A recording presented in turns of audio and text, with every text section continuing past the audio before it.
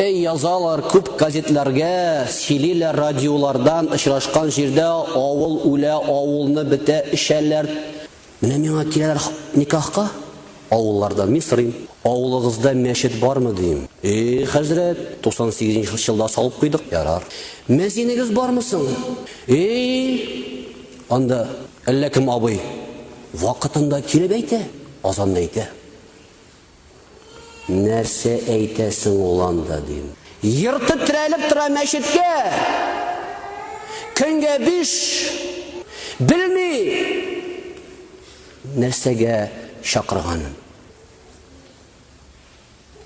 Менә җәмәгать авылның дәрәясен индигә төшердек. Мәчеттән әйткән азанны тәрҗемә итеп 20-гә якын авыл халкы килгән иде никахка.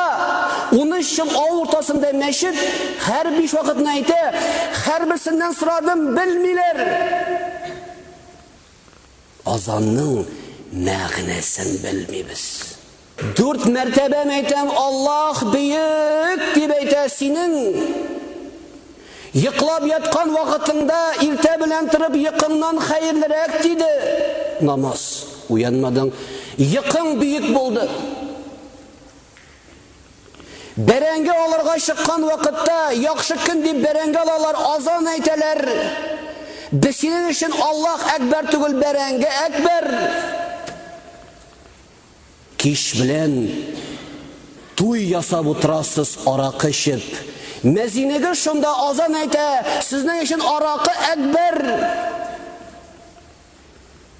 Шуннан соң авылда нинди өмет калсын?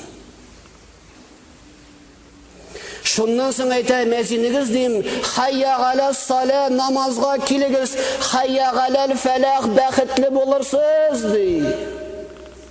Намазда сезнең ризыгыгыз, намазда тынычлыгыгыз, намазда игелегегез. Намазда ди.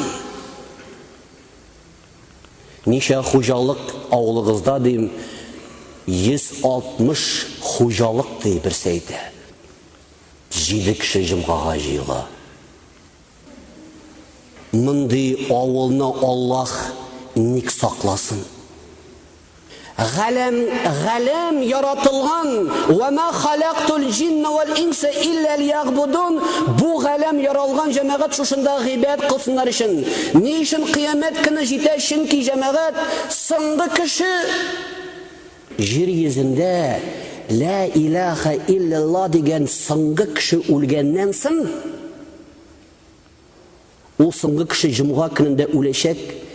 Җомгага кадәр Кояш байганнан соң кыямәт көне булачак. Соңгы кешедән соң галәм торачак 4-5 сәгать. Ни өчен? Галәмнең мәгънәсе юк, гыйбадәт кылынмагач.